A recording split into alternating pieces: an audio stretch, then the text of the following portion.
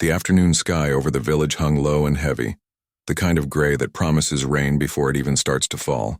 Dust swirled in lazy circles along the narrow dirt path, kicked up by the occasional bicycle or barefoot child racing home before the storm hit. In the middle of it all walked a 15-year-old girl, her school uniform slightly wrinkled, her hair pulled back in a messy braid that had seen better days. Her name wasn't important right now. What mattered was the way she moved. Slow, tired, but still alert, her eyes scanning the road ahead like she always did. She lived in a small village tucked between sugarcane fields and rice paddies, where electricity came and went like a shy guest, and most families counted their earnings in rupees, not hundreds. Her family was no different. Her father drove a rickshaw from dawn until dusk, his back permanently bent from years of pedaling under the sun. Her mother stitched clothes for neighbors when there was extra thread and time, which wasn't often.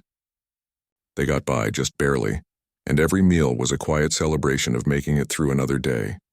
That day had been longer than most.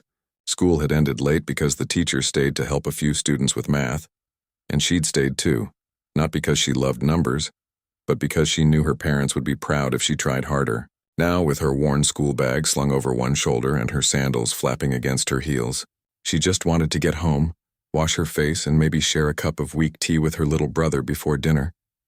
But then she heard it. A sound so soft it almost got lost in the wind. A tiny, trembling whimper like a sigh that got stuck halfway out. She stopped walking, looked around. Nothing but tall sugarcane stalks swaying gently on both sides of the path. She took a few more steps, then paused again. There it was, louder this time. Coming from under the big neem tree near the edge of the field, the one with the crooked branch that kids used to climb before the rains made it slippery. Curious, she stepped off the path, her sandals sinking into the soft, damp earth. As she got closer, she saw him, a small puppy curled into a tight ball, shivering even though the air wasn't cold. Mud caked his fur, turning what might have once been white or light brown into a dull gray-brown mess. His ribs showed faintly under his skin, and one ear flopped lower than the other. Around his neck hung a thin red collar, frayed at the edges with no tag. The puppy lifted his head when he saw her. His eyes, big, round, and the color of warm honey, locked onto hers.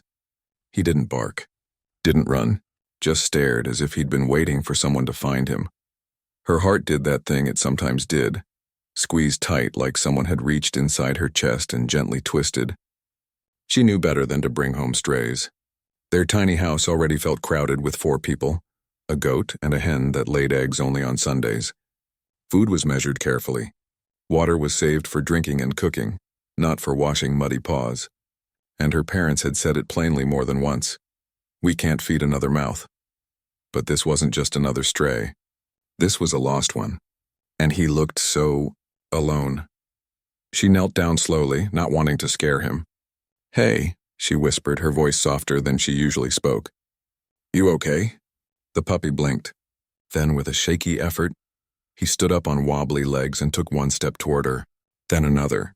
He stopped just inches from her knee and leaned his whole body against her leg, as if he'd been holding himself together just long enough to find someone kind. That was it. She couldn't leave him. She untied her school shawl, the thin cotton one her grandmother had given her, and gently wrapped it around the shivering pup. He didn't resist. In fact, he seemed to sigh with relief, tucking his nose into the folds of fabric. She lifted him carefully, surprised by how light he was, and held him close to her chest as she walked back toward the path. By the time she reached home, the first drops of rain had begun to fall. Big, fat drops that splattered on the dusty ground like tiny promises. Her mother was in the courtyard sorting lentils when she saw her daughter approaching with a bundle in her arms. "What's that?" her mother asked, frowning slightly. "A dog," she said simply, her voice steady even though her stomach was doing nervous flips. He was alone, under the neem tree. Her mother sighed, the kind of sigh that carried years of worry in it. "We don't have space. Or food. I'll take care of him," she promised quickly. "I'll give him my rice if I have to. I'll clean up after him. He won't be trouble." Her father came out then, wiping his hands on his shirt after fixing a loose wheel on his rickshaw. He looked at the puppy, then at his daughter's face, the hope in her eyes, the quiet determination. He didn't say anything for a long moment. Then he nodded once. "All right, but only if you really mean it." No crying later when it's hard. She nodded back, relief flooding through her like warm water. That night, after dinner of dal and rice, she made a little bed for the puppy in the corner of her room. A folded sack with an old cloth on top. She gave him water in a small bowl and shared half her roti, crumbling it into tiny pieces so he could chew easily. He ate slowly, then curled up beside her mat, his breathing soft and steady. She lay awake for a while, listening to the rain drum on the tin roof and the puppy's quiet snores. She thought about how small he was, how scared he must have been out there all alone. She thought about how lucky she was to have a home, even a small one. And she made a silent promise, not just to him but to herself, that she'd help him find his real family if he had one. Because no one should feel that lost for long. Outside, the rain kept falling, washing the dust from the leaves, the roads, the world. Inside, a girl and a puppy slept side by side, two lonely hearts finding comfort in the quiet dark. And though no one knew it yet, this small act of kindness, this simple choice to stop and care, would ripple outward in ways no one in the village could imagine. But that was still far ahead. For now there was just this, a dry corner, a full belly, and the gentle weight of a sleeping pup against her leg. And that was enough. The next morning the puppy woke before sunrise, stretching his tiny paws and letting out a soft yawn that sounded more like a squeak. The girl stirred, blinking in the dim light filtering through the thin curtain over her window. For a moment she forgot he was there. Then she saw him sitting up, ears perked, watching her with those big amber eyes like he'd been waiting for her to open hers. She smiled, reached out, and scratched behind his good ear. He leaned into her hand, tail thumping softly against the floor. She'd decided to call him Chotu, little one, because he was small, yes, but also because he seemed to carry the quiet weight of someone who'd seen too much for his size. Over the next few days she stuck to her promise. She saved a portion of her meals for him, washed his muddy fur with a bucket of warm water behind the house, and even stitched a new red collar from a scrap of cloth her mother gave her. He followed her everywhere, through the courtyard to the well, even to the edge of the field where she sometimes sat to read her school books. He'd curl at her feet, alert but calm, as if guarding her thoughts. But as much as she loved having him around, a quiet worry grew in her chest. Chotu wasn't just a stray. That red collar, faded but clearly bought, not homemade, meant someone had cared for him once. Maybe they were still looking. Maybe they were heartbroken. She couldn't keep him if he belonged to someone else. So on the fourth morning, she took a sheet of paper from her notebook, sharpened her pencil, and sat under the neem tree, the same spot where she'd found him. She wrote in careful letters, "Lost dog found, small, light brown, amber eyes, red collar. Kind and gentle. If yours, please ask at Patel home near the temple." Below it she drew a simple sketch, just a round head, two floppy ears, and a wagging tail. It wasn't perfect, but it was honest. She made 5 copies. One she pinned to the temple gate, where villagers gathered every evening for prayers.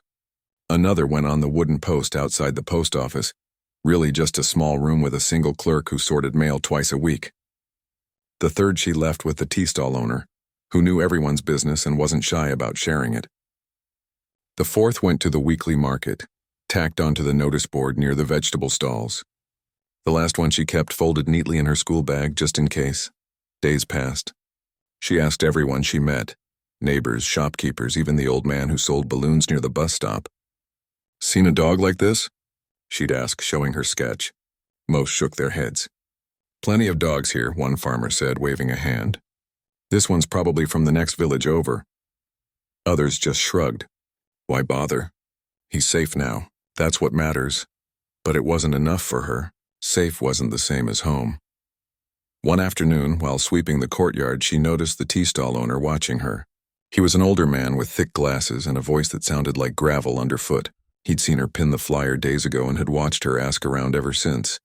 "You really think someone's looking for that pup?" he asked, sipping his chai. "I hope so," she said, pausing her broom. "He seems like he misses someone." The man was quiet for a moment. Then he leaned forward, lowering his voice like he was sharing a secret. "A few weeks back, I saw a fancy car stop near the highway turn. City people. They had a dog with them, small, light-colored. Looked like a pet, not a street dog. Then I heard shouting. Something about the dog slipping the leash during a bathroom break. They searched for hours but left before dark.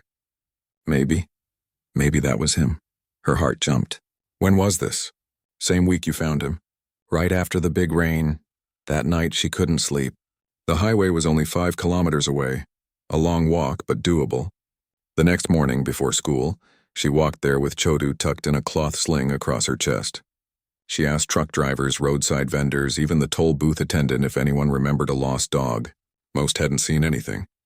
But one woman who sold boiled corn nodded slowly. Yes, I remember. Rich family. The little girl was crying. They put up posters on trees for a day or two, then left. Hope flickered, but it wasn't enough. No phone number, no name. Just a memory. Back in the village, she felt stuck. She thought about giving up. After all, Chotu was happy now. He wagged his tail when she came home. He slept soundly. He even played with her little brother, chasing a rolled-up sock across the floor. But every time she looked into his eyes, she saw that same quiet sadness she'd noticed the first day. Like part of him was still waiting. Then one evening, something unexpected happened. The village had only one working landline phone. It sat in the post office. Used mostly for emergencies or when someone's relative called from another state. That night, as the girl walked past with Chotu on her way to fetch water, the postmaster flagged her down. Your family's phone call, he said, holding out the dusty receiver. Man from the city. Says it's about the dog. Her hands trembled as she took the phone. Hello? A man's voice, calm, polite but urgent, came through the crackling line. Is this the young lady who found a small dog near Nandapur? Light brown, red collar? Yes, she whispered. My daughter's Shih Tzu went missing during a road trip 3 weeks ago. We've been searching everywhere. A friend saw your flyer at the market and called me. Could it be him? She looked down at Chotu, who was sniffing a flower by the post office wall. He's here, she said. He's safe. There was a pause, then a shaky breath. Thank you, the man said, his voice thick. We thought we'd never see him again. They talked for a few more minutes. He gave his name, Mr. Mehta, and said he lived in Mumbai. He promised to come as soon as possible. Before hanging up, he asked, What's your name, Beta? She told him, and for the first time she felt like her small act mattered beyond her village. The next few days were a mix of excitement and nervousness. She bathed Chotu again, brushed his fur until it shone, and practiced holding him still so he wouldn't jump too much when his real family arrived. Her parents watched her with quiet pride. Even her little brother stopped tugging his tail and started treating him like a guest. She didn't know what would happen when Mr. Mehta came. Would Chotu remember him? Would he leave without looking back? Would she feel relieved or heartbroken? But deep down she knew one thing. She'd done the right thing. Not because she wanted reward or praise, but because kindness wasn't something you measured. You just did it and trusted the rest would follow. And soon, the dust on the road would rise again, not from the wind, but from the wheels of a car carrying answers, gratitude, and maybe, just maybe, the beginning of something new. The morning Mr. Mehta was supposed to come, the whole village seemed to hold its breath. It wasn't every day someone from the city showed up, especially not in a car that didn't cough smoke or rattle like a tin can. Word had spread fast after the phone call. By breakfast, half the lane knew a rich man from Mumbai was coming to take back his lost dog, and that the girl who'd found him hadn't asked for a single rupee. She woke before sunrise, her stomach fluttering like a trapped bird. Chotu was already awake, sitting by the door, ears twitching at every distant sound. She fed him a little extra rice mixed with curd, his favorite, and brushed his fur one last time. He seemed restless, pacing near the gate, sniffing the air as if he sensed something was coming. Her mother handed her a clean school uniform. Wear this, she said gently. You never know who's watching. She didn't say it, but they both knew. This wasn't just about a dog anymore. This was about dignity, about showing the world that kindness didn't need a price tag. By mid-morning, a small crowd had gathered near the temple square, the unofficial heart of the village. Children balanced on low walls, elders sat on charpoys with their morning tea, and shopkeepers leaned against their door frames, pretending to mind their own business while stealing glances down the road. Then, just past 10, it happened. A low hum grew in the distance, not the sputter of a local jeep or the groan of an overloaded truck, but something smooth, steady, powerful. Dust rose in a slow cloud as a black car rolled into view, its windows tinted, its body gleaming even under the hazy sun. It moved like it belonged on a movie screen, not on their bumpy dirt road. The car stopped right in front of her house. For a moment, no one moved. Then the door opened. A man stepped out, tall, dressed in crisp trousers and a light shirt, his hair neatly combed, his shoes spotless despite the dust. He looked around, not with the usual city folks' look of mild disgust, but with something softer, wonder, maybe even respect. Then he saw her. She stood in the doorway, Chotu tucked under one arm, her heart pounding so loud she was sure he could hear it. The man's eyes went straight to the puppy, and that's when it happened. Chotu let out a sharp, joyful yelp. He wriggled free, hit the ground running, and dashed toward the man like he'd known him his whole life. He jumped, paws on the man's knees, tail whipping the air like a happy metronome. The man dropped to one knee, tears already welling in his eyes as he gathered the dog into his arms. "My boy," he whispered, voice breaking. "My little boy." The crowd fell silent. Even the chickens stopped clucking. After a long moment, the man stood, still holding Chotu close. He walked toward her, his steps slow, deliberate. When he reached her, he didn't speak right away. He just looked at her, really looked, and then he did something no one expected. He bowed his head slightly. "Thank you," he said, his voice thick with emotion. "You have no idea what this means to my family. My daughter hasn't smiled since he went missing." She didn't know what to say. She just nodded, her throat tight. Then he reached into his pocket and pulled out a thick envelope, white, crisp, clearly stuffed with cash. "Please," he said, holding it out. "Take this. It's the least I can do." A murmur rippled through the onlookers. That much money could feed her family for months, maybe even buy a new roof, but she shook her head. "No, sir.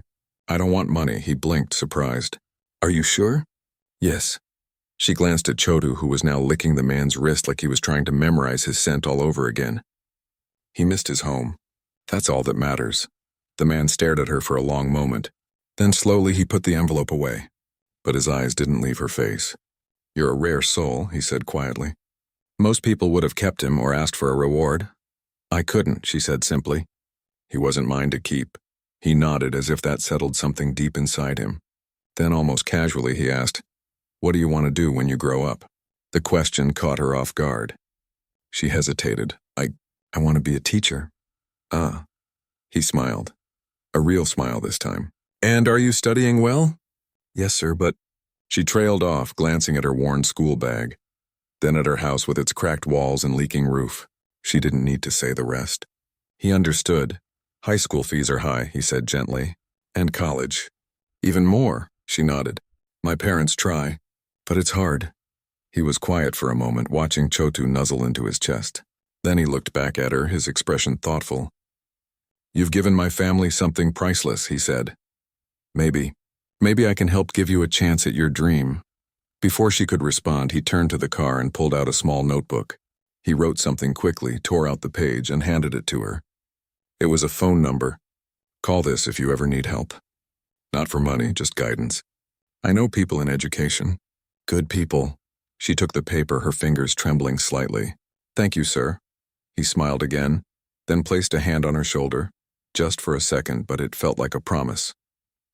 As he walked back to the car, Chotu turned his head one last time, looking straight at her. For a heartbeat, their eyes met, and in that look she saw it, not sadness, not guilt, but gratitude. Like he was saying goodbye the only way he knew how. The car started with a quiet purr. As it rolled away, dust swirling behind it, the villagers began to talk, excited, amazed, proud. But she just stood there, the scrap of paper clutched in her hand, watching the road until the black car disappeared over the horizon. That night over dinner, her father didn't say much. But when she got up to wash her plate, she saw him watching her with a look she'd never seen before. Not just pride, but awe. Like he was seeing his daughter not just as his child, but as someone who carried light in her. She went to bed early. Her room felt emptier without Chotu's soft snores, but it didn't feel lonely. Because something had shifted, not just in her life, but in how she saw herself. She hadn't just returned a dog. She'd chosen honesty over need, kindness over convenience. And in doing so, she'd opened a door she never knew existed. Outside, the stars blinked in the clear night sky, bright, distant, full of possibility. And for the first time, she let herself imagine a future beyond the sugarcane fields. A classroom, A chalkboard. Children raising their hands, eager to learn. Maybe even her own name on a school certificate. She didn't know how it would happen, but for the first time she believed it could. And that was enough to carry her through the quiet dark. A month passed, and life in the village settled back into its usual rhythm. The sun rose, the roosters crowed, the goats wandered into neighbors' courtyards, and schoolchildren trudged down the dusty lanes with books tucked under their arms. The black car from Mumbai became a story people told over evening tea. Remember when that rich man came for his dog? But for the girl it was more than a memory. It was a quiet ember glowing in her chest, warm but not yet burning bright. She kept the scrap of paper with the phone number tucked inside her math textbook, right between the chapters on fractions and geometry. She hadn't called. Not because she didn't trust the promise, but because she didn't want to seem greedy. She'd done what she did for Chotu, not for what she might get in return. Still, every time she opened that book, she'd glance at the number and wonder, what if? Then one sweltering morning in late April, the impossible happened. It started with a low rumble. Not thunder, but engines. Not one, but several. The kind of sound that made dogs bark and chickens scatter. People stepped out of their homes, squinting down the road, fanning themselves with cloth or newspaper. First came a silver sedan, polished to a shine that hurt the eyes in the midday sun. Behind it rolled a white SUV with tinted windows and thick tires. And bringing up the rear, a sleek, silent electric car, so clean it looked like it had never touched dirt. The three vehicles slowed as they entered the village square, kicking up a soft cloud of dust that shimmered in the light. Doors opened. Out stepped the same man from Mumbai, Mr. Mehta, but this time he wasn't alone. Beside him stood a woman in a crisp cotton sari, holding a clipboard and smiling warmly. Behind them came a man in a government uniform, the kind worn by education officers, and a young man carrying a rolled-up banner under his arm. The whole village froze. Children stopped playing marbles. The tea seller dropped his kettle. Even the old buffalo by the well lifted its head, as if sensing something rare was unfolding. Mr. Mehta walked straight to the girl's house. She was outside helping her mother hang laundry when she saw him. Her heart leapt into her throat. She wiped her hands on her skirt, suddenly aware of her bare feet and faded blouse. But he didn't look at her clothes. He looked at her with the same kindness, the same quiet respect as before. "You didn't call," he said gently. "So I came to you." She swallowed. "I didn't want to trouble you." "You could never be trouble," he said. Then he turned to the others. "This is the young woman I told you about. The one who returned my daughter's dog, not for reward, but because it was right." The woman with the clipboard stepped forward. "We've set up a scholarship in your name," she said. "It will cover your school fees, books, uniforms, even exam costs all the way through college. And not just for you. If other girls in the village show promise and need help, they can apply too." The education officer nodded. "Your school will receive new desks, science kits, and a small computer corner. All because of your honesty." The girl stood there stunned. Her mother, who had been watching from the doorway, covered her mouth with her hand. Her father, who'd just returned from his rickshaw route, stood frozen in the lane, his cap in one hand, tears already glistening in his eyes. But Mr. Mehta wasn't finished. He gestured to the young man with the banner. The man unrolled it carefully and tied it between two poles near the temple.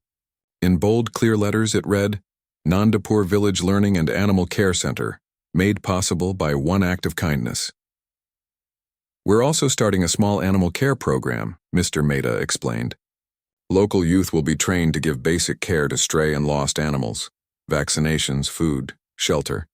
We'll work with a vet from the district. And it all starts here in your village, because you showed us that even the smallest life matters."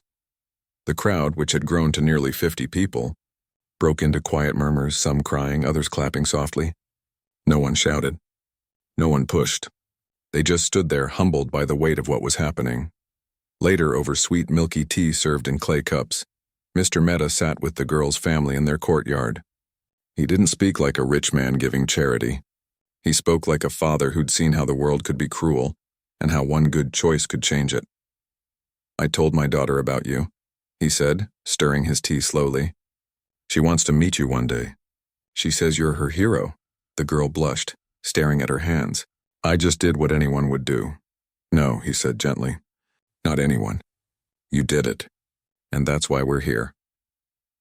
Before he left, he handed her a new school bag, sturdy, blue, with her name stitched neatly on the side. Inside were fresh notebooks, pens, and a small book titled Stories of Teachers Who Changed the World. Start reading, he said with a wink. One day someone will write a story about you. As the 3 shining cars pulled away that afternoon, the village didn't just watch, they followed. Not in envy, but in hope. Children ran alongside the vehicles until the dust swallowed them, waving until their arms ached. Elders stood taller. Parents held their daughters a little closer, whispering, "See? Good things come to good hearts." That evening, the girl sat under the neem tree, the same spot where she'd found Chotu, and opened the new book. The sun dipped low, painting the sky in gold and pink. Somewhere in the distance, a dog barked, and for a second she thought of him. She hoped he was happy. She hoped he remembered her, but more than that, she felt something new. Purpose. Not just to study, but to give back. To be the kind of teacher who saw the quiet kids, the ones who helped without being asked, the ones who carried kindness like a secret superpower. Her mother called her for dinner, but she stayed a moment longer, watching fireflies blink to life in the sugarcane field. The world felt bigger now, not because of the cars or the money, but because someone had believed in her enough to say, "Your dream matters." And that belief? It was louder than any engine, brighter than any polished hood. It was the kind of light that didn't fade when the cars drove away. It stayed. And it grew. Years had passed, but the neem tree still stood, taller now, its branches wider, casting a generous shadow over the path where everything began. Beneath it sat a young woman, her school uniform long replaced by simple cotton clothes, her braid now longer, streaked with a few strands of early gray from late-night studying and early morning planning. She leaned against the trunk, a book open in her lap. While children's laughter floated from the small building just across the lane, the Village Learning Center, once just a dream scribbled on a banner, now alive with voices, chalk dust, and the hum of a single ceiling fan. Chotu lay at her feet, older now, his muzzle frosted white, his steps slower, but his eyes still bright with that same quiet loyalty. He dozed in the shade, one ear twitching at the sound of a passing bicycle or a child's giggle. He'd never gone back to Mumbai. After that first visit, Mr. Mehta had called one evening and said, "He keeps looking toward the road. I think his heart stayed with you." So Chotu became hers, not by accident but by choice. And in return, he'd given her years of silent companionship, the kind that needed no words. The learning center had grown. What started as a single room with donated books and a chalkboard now held 3 classrooms. A small reading nook filled with second-hand novels and science magazines, and even a corner where village teens learned basic first aid for animals. Every Saturday, a vet from the district came to train volunteers, mostly girls, who now checked on strays, gave vaccinations, and helped reunite lost pets with worried owners. The program had even inspired 2 neighboring villages to start their own. She wasn't just a student anymore. She was a teacher, not in some far-off city school, but right here, in the place that raised her. She taught math, science, and something she called kindness lessons, stories about honesty, courage, and how small choices can ripple outward like pebbles dropped in still water. Tourists sometimes came now, city folks on weekend getaways, drawn by stories of the village that changed because of a girl and a dog. They'd park their cars near the temple, snap photos of the learning center, and ask to meet her.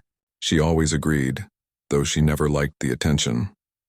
One afternoon, a young couple with a camera approached as she was watering the potted plants outside the center. "Is it true?" the woman asked gently, "that you found a lost puppy and it led to all this?" She smiled, glancing down at Chotu, who opened one eye and thumped his tail once. "I just brought him home," she said. "Everything else, that was other people choosing to believe in goodness." The man nodded, thoughtful. "But you started it." "No," she said softly. "Kindness was already here. I just listened to it." Later that week, during a parent-teacher meeting, a mother held her daughter's hand tightly and said, "Because of you, my girl says she wants to be a doctor. She says if you could change things with one good act, she can too." That night, as she walked home under a sky thick with stars, she thought about how far they'd come. Her little brother was now in college studying engineering. Her father had bought a new rickshaw, one with a roof and a cushioned seat, and her mother stitched clothes not just for neighbors, but for a small online shop run by one of her former students. The village still wasn't rich, but it was hopeful. And hope, she'd learned, was its own kind of wealth. Sometimes on quiet evenings she'd sit on the porch with her parents, sipping tea, listening to the crickets and the distant bark of a dog. They never talked about the cars or the scholarship or the fame that briefly touched their doorstep. They talked about the mangoes ripening on the tree, the monsoon rains coming late this year, the new baby born down the lane. Ordinary things, beautiful things, and that was the real miracle. Not the shiny cars or the headlines, but the return to normal life, now filled with more light. Mr. Mehta still sent letters. Not often, but enough to remind her she wasn't forgotten. His daughter, now a teenager, had started a small foundation that helped rural schools adopt animal care programs. In one letter, he wrote, "You taught my child that kindness isn't weakness, it's strength with a quiet voice." She kept that letter in the same drawer as her first teaching certificate. Now, as she locked the learning center for the night, Chotu rose slowly and walked beside her, his steps steady despite his age. Fireflies blinked in the fields. A radio played softly from a nearby house, some old song about home and heart. She reached her gate, paused, and looked back at the center. Through the window, she could see the glow of the solar lamp she'd installed last month, the one that let students read after dark. Inside, a stack of notebooks waited for tomorrow's class. On the wall, a handmade poster read, "Be the reason someone believes in good people." She smiled. No one would ever make a movie about her. There'd be no grand speeches or dramatic music. But in this village, in the lives of children who now dared to dream, in the dogs that slept safely under porches instead of in ditches, her story lived. Not as a legend, but as a lesson. Not as something rare, but as something possible. And as she stepped inside her home, where her mother was setting out dinner and her father was telling a joke that made her little nephew laugh until he snorted, she knew this was enough. More than enough. Because the greatest reward wasn't fame or fortune. It was waking up every day in a place that felt like home, and knowing you helped make it kinder for everyone else too. Outside, the stars shone. Inside, a dog sighed in his sleep. And somewhere a child turned the page of a book, eyes wide with wonder. The ripples were still spreading. And they always would. The morning sun rose soft and golden over the village, spilling light across the learning center's courtyard where a group of children sat in a circle, passing around a small scruffy puppy with wide, curious eyes. It wasn't Chotu. Chotu had passed peacefully the winter before, curled at the foot of his girl's bed, his old body finally ready for rest. But this new pup, found shivering near the railway tracks just days earlier, carried the same quiet trust in his gaze. And just like years ago, the children knew what to do. "First, we check for a collar," said the oldest among them, a girl of 14 with bright eyes and a notebook tucked under her arm. "Then we ask around. If no one claims him, we feed him, give him water, and take him to the animal care corner." The younger ones nodded seriously. This wasn't just a lesson, it was tradition now. A way of life passed down not through books, but through doing. Inside the center, the woman who'd once been that 15-year-old walking home in the rain watched from the window. She didn't interrupt. She never did. She believed the best teaching happened when children led with their hearts, not just their heads. And today they were doing exactly that. Later, over lunch of dal and rice shared on the floor with her students, she listened as they debated names for the puppy. "Raju," one suggested. "No, Sonny," another insisted. She smiled but stayed quiet. Let them decide. Ownership wasn't the point. Care was. That afternoon, as she sorted donated books from a city school, a letter arrived. Not by post, but hand-delivered by a young man on a motorcycle who said he'd been sent from Mumbai. The envelope was thick, sealed with a simple wax stamp. Inside was a note and a photograph. The note read, "My daughter starts college next month. She's studying veterinary science. She says she owes it all to a story her father told her about a girl, a lost dog, and a village that chose kindness. We'd be honored if you'd come to her graduation." Beneath it was a photo of a young woman in a white coat, kneeling beside a rescued street dog, her smile warm and determined. On the back, in neat handwriting, "Thank you for showing us that one good choice can change everything." She held the photo for a long time, her throat tight. Then she carefully placed it on the wall beside Chotu's old red collar, the one she'd kept all these years, now faded but still whole. She didn't go to the graduation, not because she didn't want to, but because her place was here. The village needed her. The children needed her. And truth be told, she didn't need ceremonies to know her life had meaning.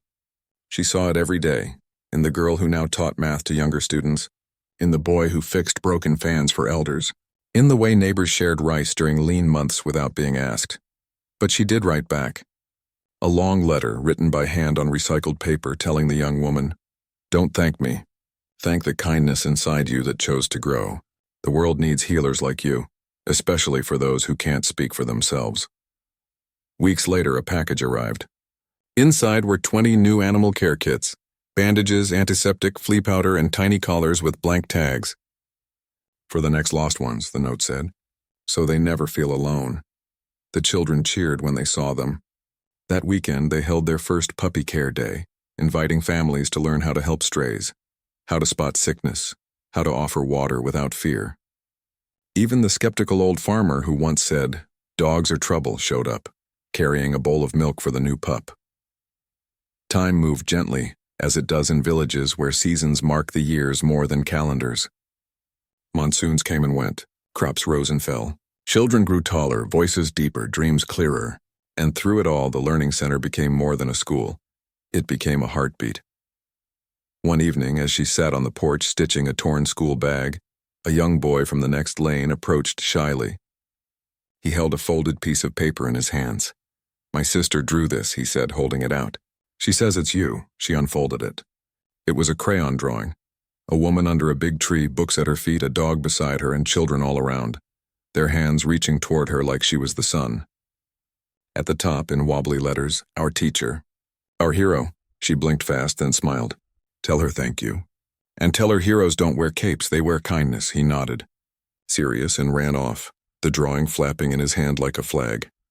That night, as she lay in bed listening to the crickets and the distant bark of a dog, maybe the new pup, maybe a neighbor's, she thought about how strange it was that one rainy afternoon had led to all this.